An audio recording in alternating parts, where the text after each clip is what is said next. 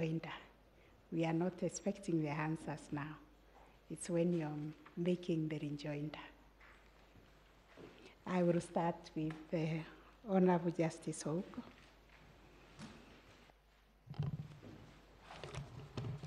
Thank you, Judge President.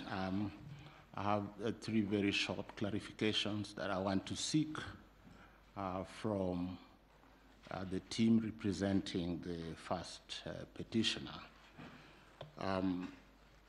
The first one, perhaps I can direct it directly to Senior Counsel James Orengo. What is the relevance of rejected votes when computing the results or the outcome of a vote? The relevance of rejected votes. The second one, I would have addressed it to Ms. Soweto, but the team can deal with it, and you are not answering us today. The postponement of elections in certain areas, and you say this resulted in voter suppression. That people wake up one morning to go and vote for a particular category of candidates, that I go to the voting or polling station to vote for an MCA, or is it called MC? That people go to vote for senator, but not the other positions. Do we have any scientific nexus on this, or is it just an assumption that this happens? The last question for me is on the reliefs that most of the petitioners have sought. We were addressed by Senior Counsel Feroz Noroji and also Senior Counsel Professor Jenda on the reliefs or the relief in Section 80, subsection 4.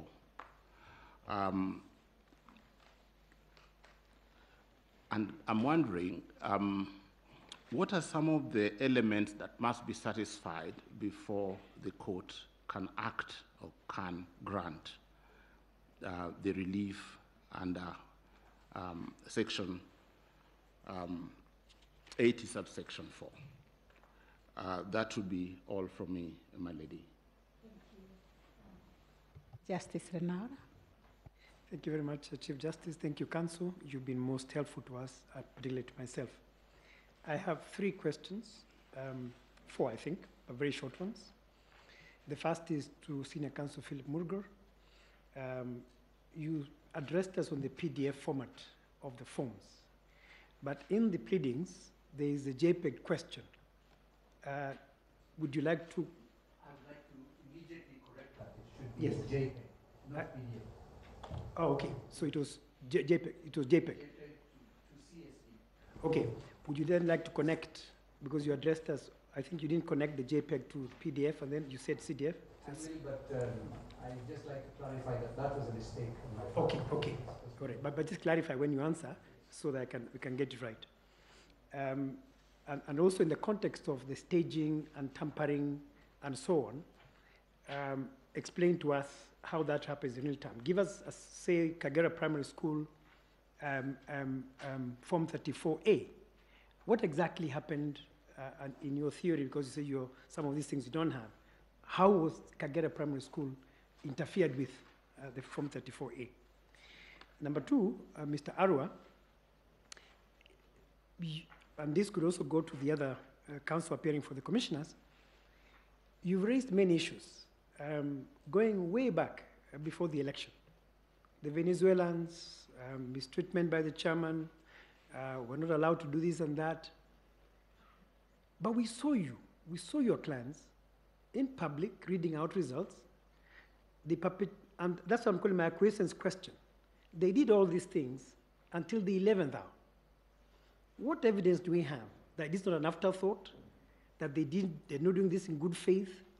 What evidence do we have, apart from the question of the instructions to council, the meeting they called? Why don't we have, do we have anything showing that for the last 3-4 months, they documented these grievances and that there was therefore a storm brewing? My own sense of things is that when you come only at the point of final declaration, how then do we trust that in fact there were issues before? Tied to that, what role did violence play at Bomas? Because we have the evidence of the chairman that I couldn't do this because I was attacked, Gulier was attacked, we couldn't announce 27 polling station results, constituency results. What role did violence play at Bomas? I think you need to explain that as the commission, which is what you've said. For Firoz Noroji, Regulation 87.3, you've asked us to declare it unconstitutional, declare it inoperative. Please address that issue in the context of retroactivity and retrospectivity. At the time these things were happening, it was the law. You're telling us to now declare it unconstitutional. What happens to events? And you know what I'm asking about this.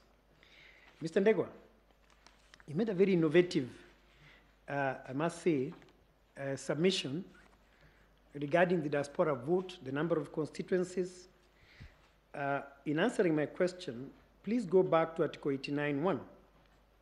89.1 says there shall be 290 constituencies for the purposes of the election of the members of the National Assembly.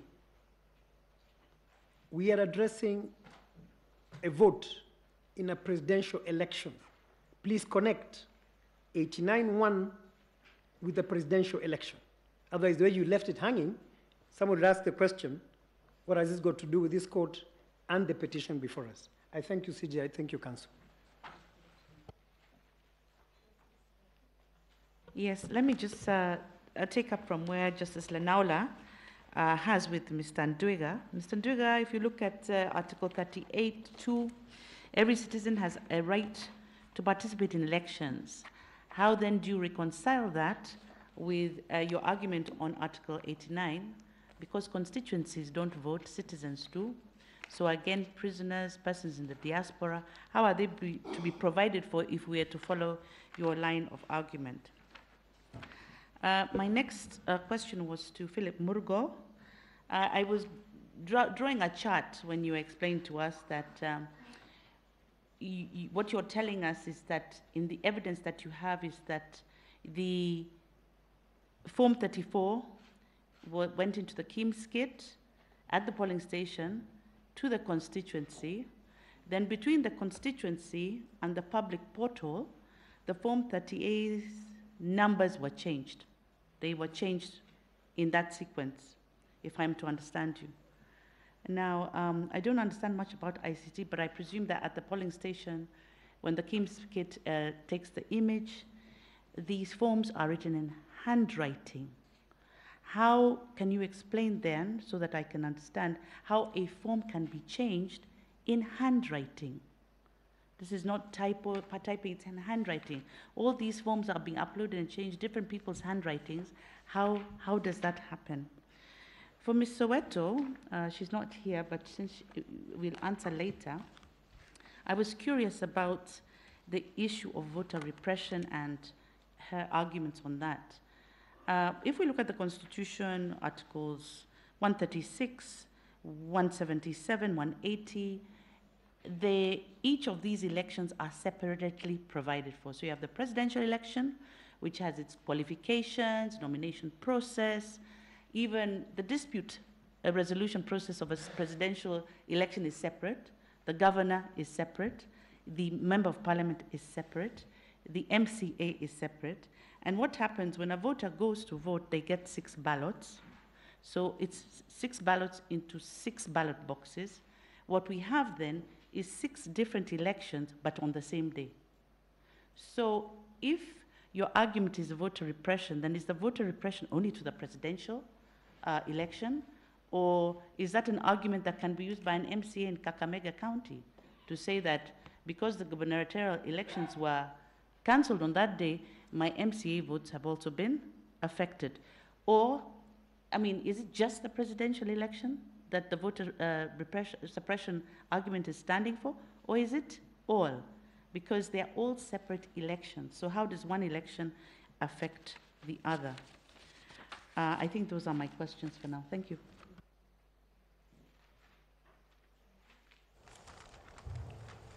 Thank you. Thank you, Chief Justice. Just a few questions. I think this could go to, I think, Mr. Orengo. You started us off with this elephant in the room, this 50% plus one. And I've read the submissions, I've read the affidavits. There is something still surrounding this question of voter turnout, the percentage. It's like the beginning of where the controversy is located. What is the relevance of the percentage of voter turnout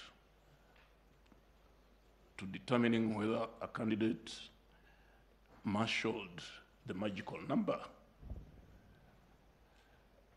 And then back to Mr. Murgur, this staging. Again, I've been intrigued. I've been reading. If I understood you correctly, and if I understand the affidavits correctly, we are having this Form 34A. The original, which is filled, leaves the polling station to go to the National Talent Center by road, let's say, for ease of understanding. Its image leaves to go to the same destination, but this time by air. Somewhere along the line, in mid-air, the image is captured. And then all sorts of things are done before it is re-uploaded, which means, therefore, if you go to that captured image, which has been re-uploaded, you will find different content from what it had at the polling station. So to determine whether that has actually taken place, you would have to go now to the tallying center and locate that one that left by road and compare. Is it possible that that capturing in mid-air also somehow magically changes the content of the one that left by road? Okay, just because I just want to understand. Then let's get back to the 4 commissioners, because this is serious. We were informed by, I think this must have been Mr. Nyamodi, quite graphically, that the 4 commissioners were allocated roles other than those for which they were appointed as commissioners. Some were heads of protocol, I think others were media, welfare.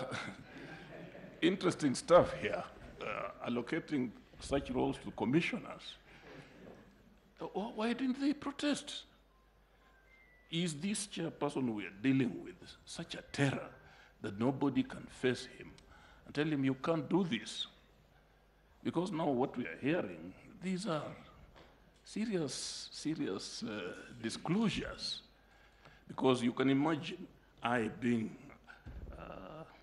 but because I was annoyed by, not annoyed, upset by my friend Willis for having tried to compare that way. So I'm just wondering, why is it that very serious Kenyans did not seize that chance and protest to the Kenyan people that what we are being given, the roles we are being assigned, have nothing to do with tallying and verification and carrying out our constitutional mandate. I think this is tied to my colleague here, is why to the tail end? Because I'm sure the voter out there also wants to know. So let me leave it at that.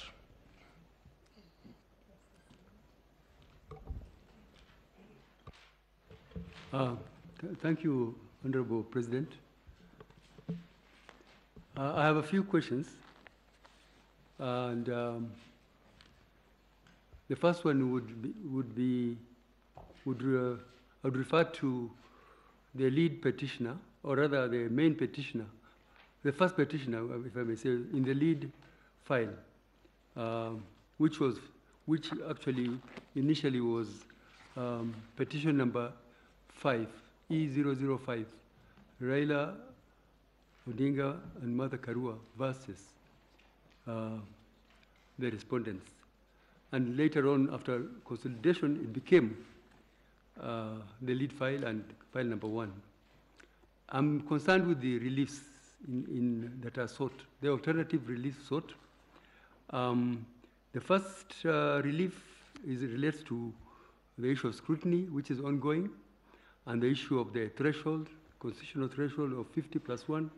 And after the inquiry, you would like that after the scrutiny, election, and the inquiry on the election technology, all the claims which have been made, and that after there should be nullification of the results, and then an exercise of recount, and after the recount and tally, that the chair be directed to declare the petitioners as the petitioners, that's the two petitioners, Raila and Martha Karua, to be the successful, or to be the winners of the elections.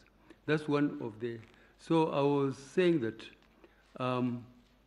we would like you to lay a basis, legal basis for this in your rejoinder. No remedy that has been pleaded is going to be taken casually. Every pleading, every relief that you have sought, we are taking it seriously as a court. Therefore, because you will not just do it cosmetically, you must be meaning it. So is this doable?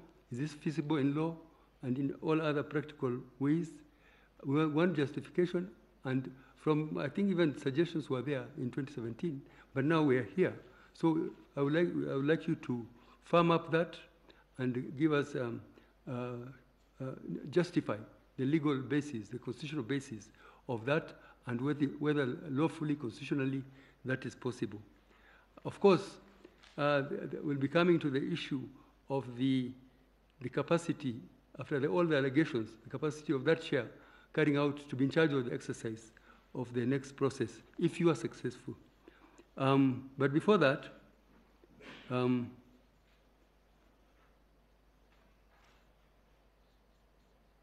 okay, the alternative that if that's not workable, then a fresh elections take place.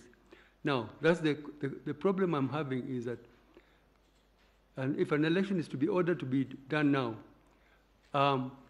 yet one of the reliefs you are seeking is that the chair and substantially the commission, but effectively the chair, you want us to hold him or to declare that he is not fit to hold public office because of his malfeasance, because of his the illegalities, irregularities, even allegations of fraud that he is perpetrated, that is not fit to carry out that exercise, to be in charge of such elections. Our Constitution, I believe, has never contemplated and envisaged such a serious situation, such a lacuna. And you know, we are all peaceful, loving people. We believe in the rule of law. We believe in constitutionalism. How is that possible? What are your proposals practically on the ground? If suppose this was done, how do you want us to navigate and apply the law? Is that possible within the law? These are serious issues. These are serious remedies you're asking for. In the meantime, what is the de facto state? What is the status quo? Is that underpinned under the law? These are the questions that we would like to ask, because as you know, in Kenya, we have never had a state of emergency. and we all never contemplated, and I don't wish to think about it. Finally, yeah, actually, that is all. Because the other questions have been asked quite exhaustively by my colleagues. Thank you.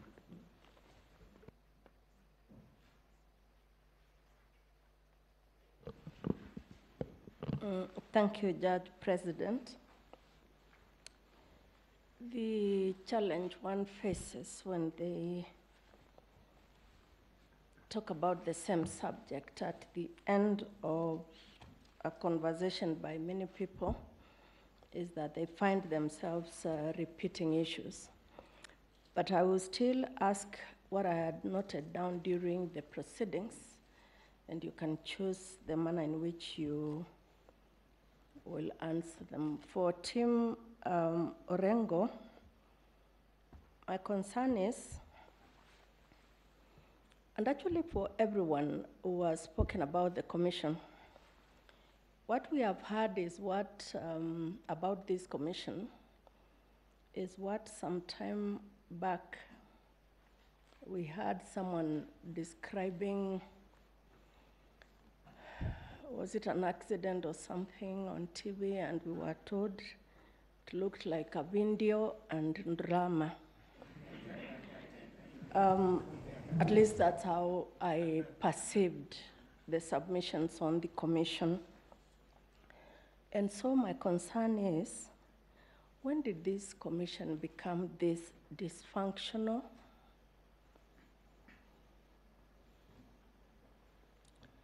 The effect of becoming that dysfunctional?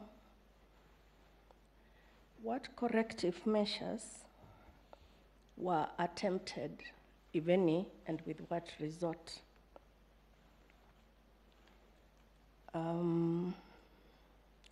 My second concern is from 34A. Minor Kiai told us that this election is done not at Bomas, but at the polling station.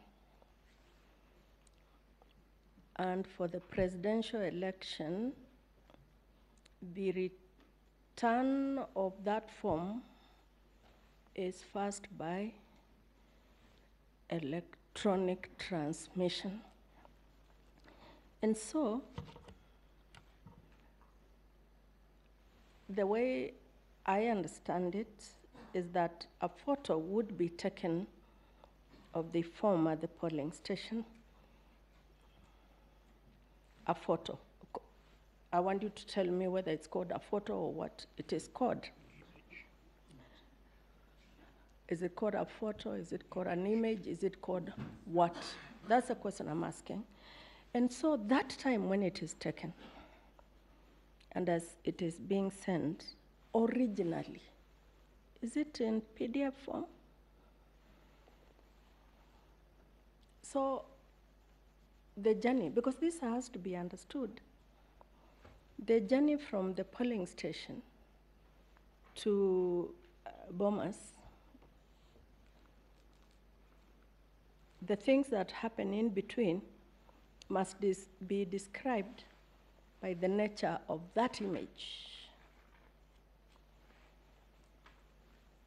at the original place, at the starting point.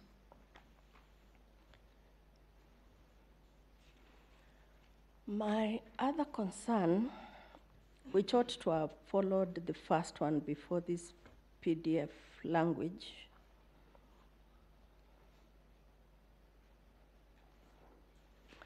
is what is to be done as a corrective measure against the chair of this dysfunctional commission. And is it to ignore the constitutional procedures and safeguards that are already in place? My final concern is concerning the relief to declare. What I have heard since morning,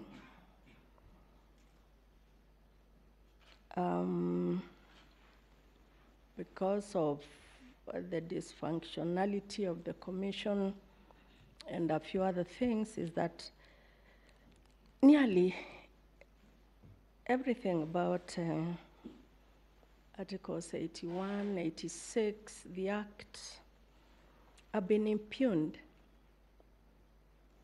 In fact, one of you told us that everything that could possibly go wrong went wrong. So if every process that was undertaken in this process has so far been impugned, are we nevertheless to declare a winner? Are the figures, in the event that we arrive at figures that show that either the current president-elect has more votes than others, and or the petitioner in petition number 5, in fact, has more numbers, what are we to do? Are we still to declare? Irrespective of all the other processes having been impugned as you have submitted to us today. If you assist me with some direction in those issues, I shall be in a position to deal with the petitioner's case. We'll see what we will do with the respondents when their time comes. Thank you, Judge President.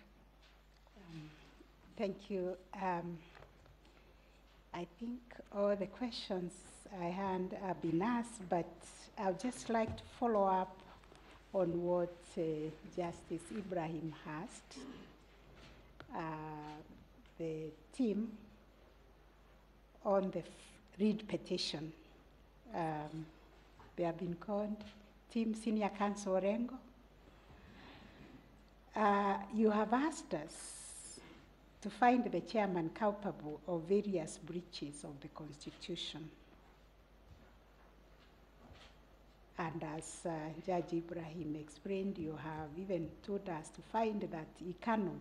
Should we find that there should be a repeat election, he cannot preside. My dilemma is, this is a constitution office order, under Article 251(2) of the Constitution, there is a detailed procedure that is provided for the removal of a constitutional office order. And what I would like you to address us is, how do we go about that? Would we be making an order that is contrary to the Constitution? Because like the judge was explaining, we are a country that believes in the rule of law, in the right of a person to have a reply, to be tried. So, you know, for the breaches that EOC has committed. Mm-hmm. And that is also related to the issues you have also cited about criminal culpability.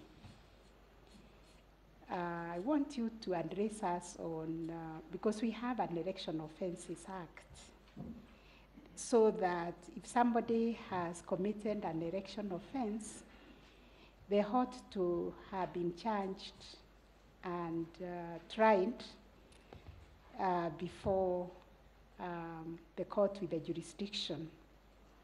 In this case, I know we gazetted some magistrates to deal with election offenses, and my question is whether we wouldn't be usurping the powers of the magistrates if we have to make any order regarding election offenses. Then to the team led by Senior Counsel Mr. Mwite for the 4 commissioners, I still want to understand at what point the commission ceased to function as a corporate entity. Is it when the 27 constituencies were not announced? Or is it when, I am really trying to understand that, because we saw them announce regularly the results at the plenary in Bomas.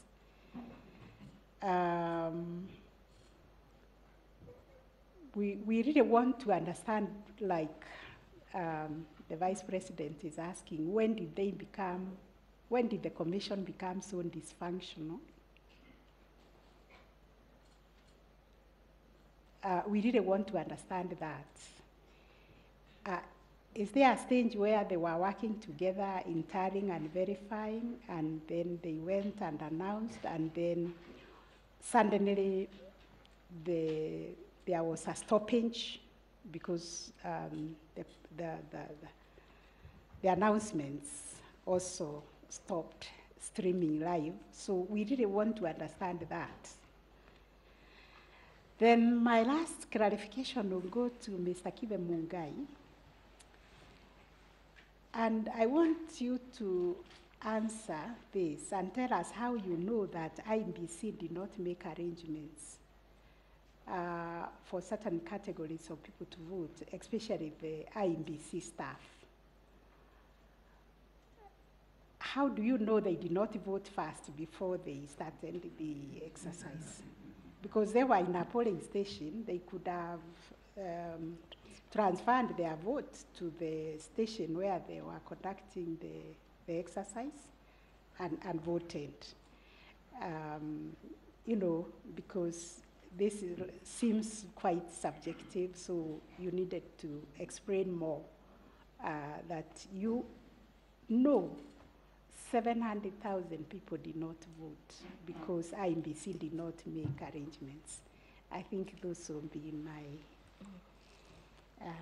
questions or clarifications that I will be seeking from Council. Justice, I have one follow-up. May I piggyback on your last question?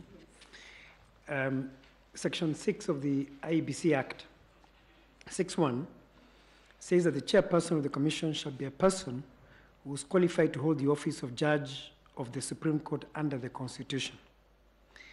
Then 7A says that the chairperson or member of the commission the office shall become vacant if the holder dies, resigns from office by notice writing to the president, or is removed from office under Chapter 6 or Article 251.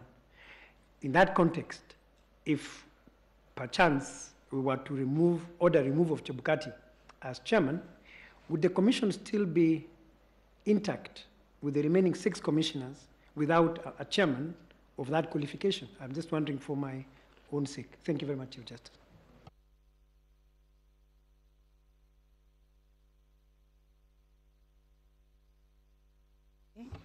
I think that brings us to the end of today's proceedings. It was a long day. Information, Madam Chief Justice. There is still an issue arising out of the scrutiny.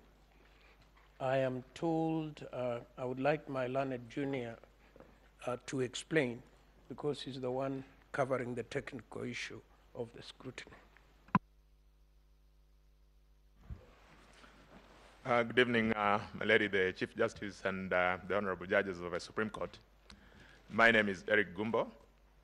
We've had interaction with my colleagues who are handling the scrutiny, and they give us the indication that there's been very good progress so far, but there's one specific issue which they would want to get clarification from this court on, that arises from order number 2. Specifically, the use of the word forensic image. Now, the applicants appear to be interpreting that to mean an opportunity to get the image of the entire server. Now that is causing a bit of a concern, because then it means if they have the image of a server, technically they'll have gotten access to everything that certainly is contained in that server. It means that that order will be so far-reaching that after that event, it may not be possible for the IEBC to use that server again. It then particularly concerns the Commission, because if perchance there was an order for a repeat election and you don't have that infrastructure, it then means that that election may not be conducted. The other concern is the potential breaches that might be in relation to third-party licenses that are contained, and so therefore it really is important that we get clarity on that question so that then the exercise can proceed smoothly. I am most obliged.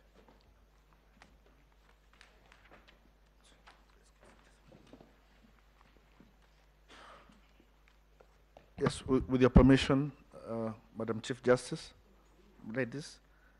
I raise because after we broke off over lunchtime, I personally went to the IEBC offices, 21st floor, where the exercise was going on. And I'm sorry, but I don't think what my learned friend has said is exactly what was going on. First, the team that was sent by this court to supervise did come up with what was an implementation matrix and laid it out. I think this was done yesterday. And what I learned is the biggest problem that has been going the whole day are arguments about this implementation matrix. And as by the time I left at 3 o'clock, nothing had happened. And even some of the simplest issues as giving copies of the technology system security policy had not happened. So what I met is an argument between technical computer people about what they should comply or not comply with, about what forensically, for instance, the issue of the forensic image is not correct that the demand was for an image of the entire server. In fact, what I meant had been agreed on was that the part of the server that was supposed to be forensically imaged was going to be cloned so that there's no access to the, and that had also been agreed on.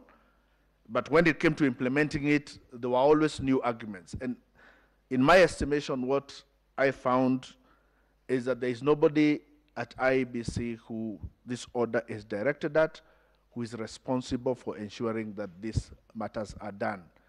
I went, the CEO of IEBC was there, the director of ICT was there, there were 2 or 3 lawyers from IEBC and a host of other technical people, and all that was happening was arguments happening between one team and another team.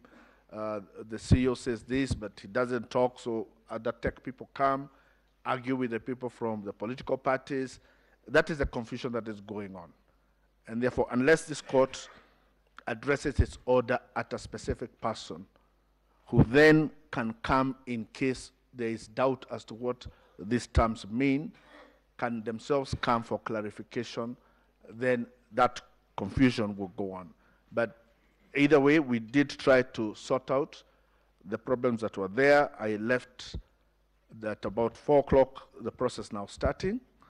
The advice I give to the team is, let us first see what happens in the several hours, and then they will say what is it they are not getting, and we can report that to court. I will be going there after this to find out how far that has gone. I still feel very strongly that this court needs to make somebody from IEBC responsible for the implementation of this order. Thank you. My lady, my lord, sorry. Without appearing to belabor the point, sorry, yeah, being given an example of one of the issues that arose is because there's also an argument going on as to how many servers are involved. There was talk of only accessing one server, then there's a whole range of technical arguments as to how many servers are involved in an RTS and how many should be shown. Our team is saying that there are about 8 servers involved, that they've only gotten access to 1, that they're not getting access to the other 7. There's nobody at IEBC who takes responsibility to answer that question, so nothing gets done. Thank you.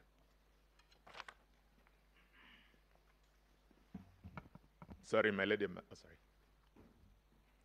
Sorry, my lady and my ladies and my lords. Without appearing to want to belabor that point too much, I think when we got back after the short break that the court took, Justice Lenola did indicate that there was fairly good progress in all the fronts, both in For Other House and in Anniversary. So it certainly cannot be true what counsel is saying, that there has not been progress, because then that would impute that counsel is even saying that the court is not saying what is happening. We have gotten very clear indications that there's been, there were 4 compliance items that were raised. There were 4 compliance items that were raised. Out of those 4, item number 2 has been resolved, item number 3 has been resolved, item number 4 has been resolved. That is the current update that we are getting from our team. The only item that is outstanding is the question of forensic image. And I think there's substantially good progress. It is not accurate to report that there's no progress. We have our director of ICT who's personally taking charge there and is the one who's updating us on what is happening. I think if we could get a clarification in relation to what that forensic image is, then we will be able to complete the exercise. I'm most obliged. Thank you, Councillor. I think from what we understood when we took the break for lunch and when we came back, the issue of order number 2 had been resolved by the question of cloning as opposed to the security question of forensically imaging the server.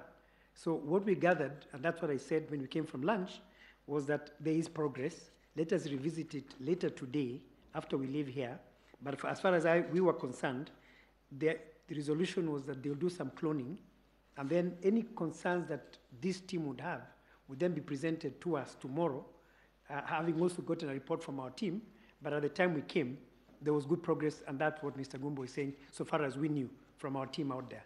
So perhaps, CJ, the way to go, let us go back ourselves, perhaps get a report from our team, and should there be any need for a direction tonight, we could do that remotely, and if not, then we give a report in the morning, because we gathered that the progress was immense and that something would be perhaps actually finalized tonight. I think that's the best way to go, instead of us going back and forth. And we don't have a report from our team. So would you allow us to do that? Then we come back to you. Thank you, CJ.